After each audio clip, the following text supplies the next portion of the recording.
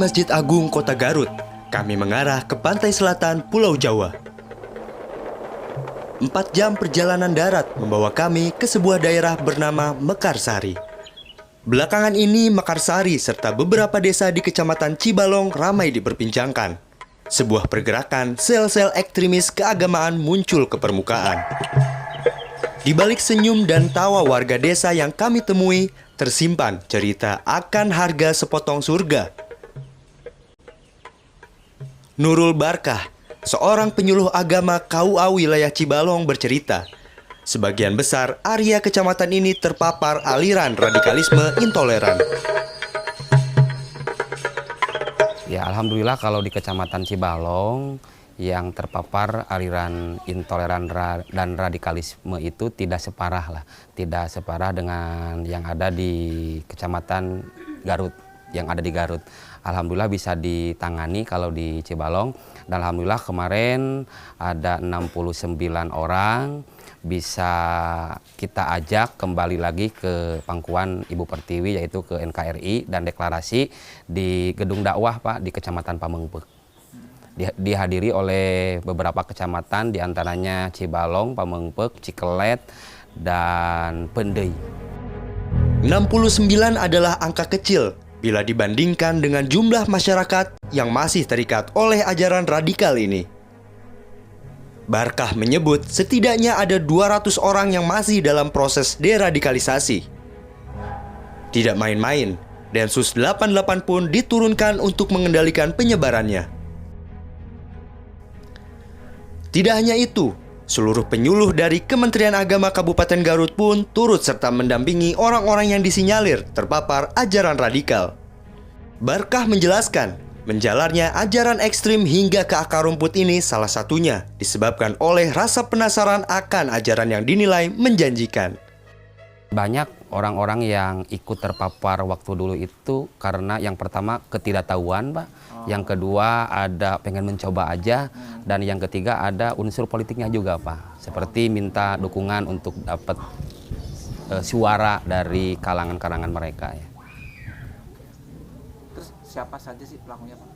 Pelakunya ya banyak, dari tokoh pemuka agama juga ada, dari masyarakat menengah ke atas juga ada, menengah ke bawah ada juga, Pak. Oh gitu. Jadi nggak cuma yang dari faktor ekonomi terus juga ikut ini? Oh enggak. Jadi lebih cenderung ke tidak tahuan lah. Jadi kan di Cibalong itu mayoritas masyarakatnya ke Islam itu betul-betul gitu ya. Kalau dalam beragama Islam itu sangat betul-betul gitu. Nah, dengan diiming-iming pertama kali itu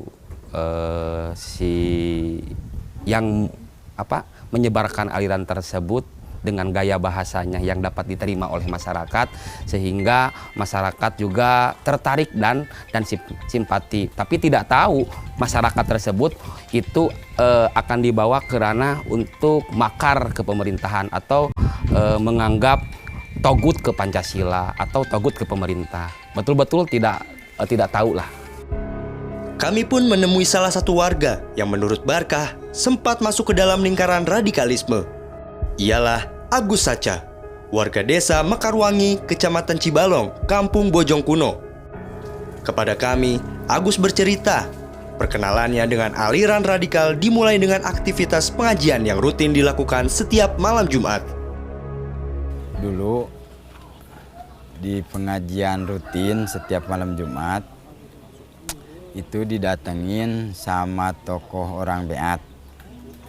Dia masukin paham tentang pembeatan. Saya sebenarnya masuknya ke ikut di beat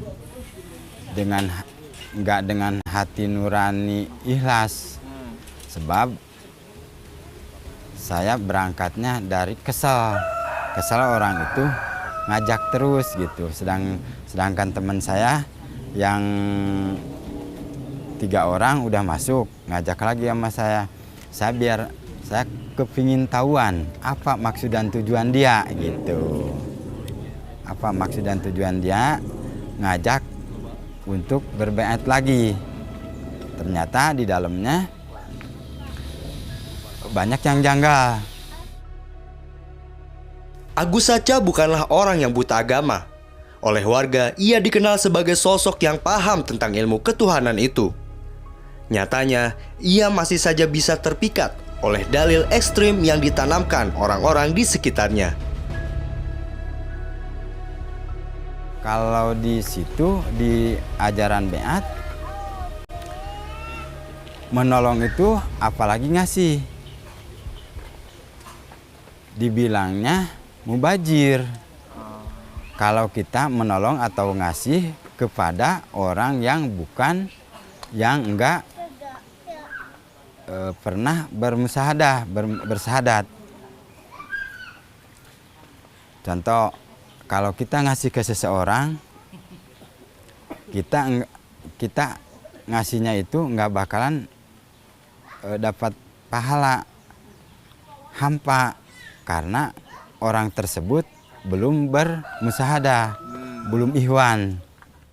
Terus kalau seumpamanya keduanya ingin menegakkan hukum hukum Islam. Ada pernah ngedengar orang Beat udah melebihi dari tentara atau TNI. Pernah dengar. Ajaran ganjil lain pun dirasakan oleh Agus. Misalnya, harus kembali melafalkan syahadat agar dapat diterima dalam komunitas itu. Itu syahadatnya itu syahadat seperti kita kalau bersyahadat atau beda? Ada tambahannya atau enggak? Sama aja, Sama aja. cuma dipimpin sama dia, sama ustadznya. Itu ada iming-imingnya nggak sih Pak kalau Bapak masuk ke kategori kelompok mereka tuh Bapak diiming-imingi sesuatu atau enggak Pak? Kalau yang pertama masuk, kita nggak dengar masalah iming-iming mau dikasih apa. Tapi setelah masuk, ada berita, ada omongan, ada yang dikasih modal, tapi saya nggak pernah. Ada yang dikasih pinjaman modal. Dari infak itu dikumpulin terus dipakai modalnya itu mungkin ada lebihnya dipakai ke lebihnya itu dikumpulin lagi gitu. Ada yang dikasih modal. Jadi dari sekian banyak orang punya infak dikumpulin di bagian ekolognya. Dari ekolog nanti kalau ada ihwan yang mau pinjam dana itu dikasih. Perkara pinjam-meminjam modal, ternyata ada praktek lain yang mendasarinya. Ada iuran yang harus dikumpulkan oleh anggota setiap pekan. Dayat Sudayat, tokoh masyarakat Cibalong, mengungkapkan ia dan para anggota lain harus memasok Rp20.000 kepada para pimpinan. Bukan iuran cuma-cuma, setiap orang yang menyumbangkan uang sejumlah itu diiming-imingi surga. Bapak ngerti nggak kalau ada yang iuran 25.000 bisa masuk surga gitu? Nah gitu, Ngerti ya? ngerti. Jadi gini ngertinya. Mantek saya keluar gitu. Kenapa itu iuran gitu? Katanya harus ikuti surga.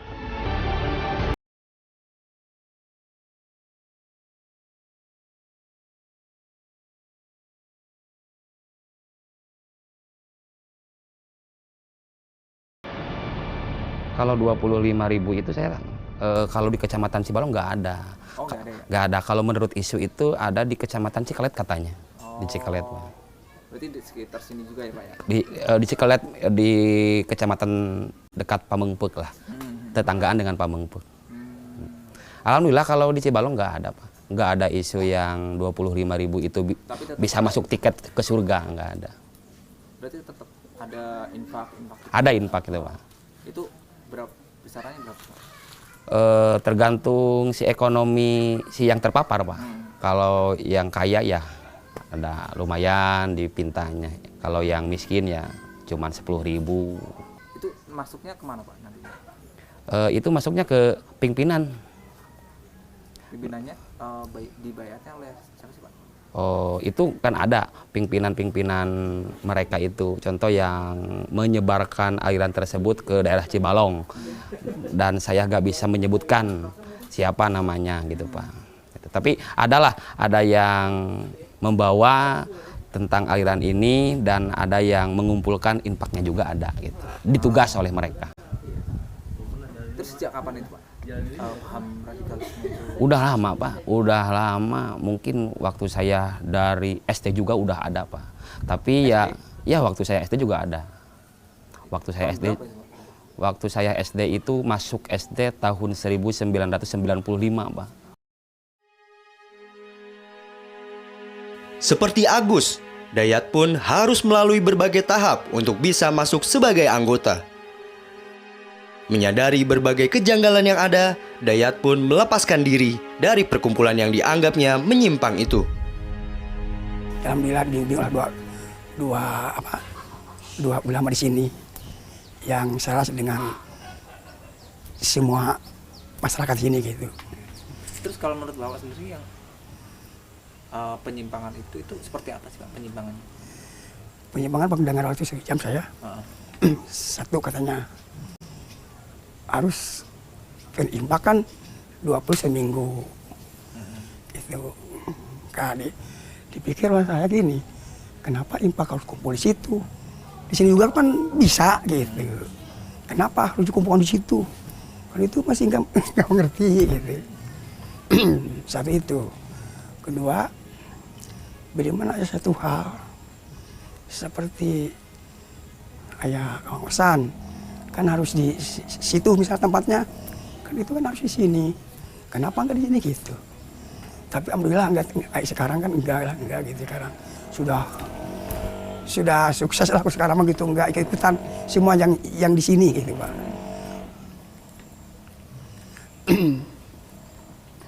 Sudah ada yang memberesin gitu lah. Terus kemarin ada apa namanya penyuluhan, terus ada deklarasi buat kembali ke NKRI, itu tanggapannya Bapak sendiri seperti apa? Yang kemarin, iya. Itu gimana gitu? Bagus apa enggak? Yang kemarin, Iya. ya bagus.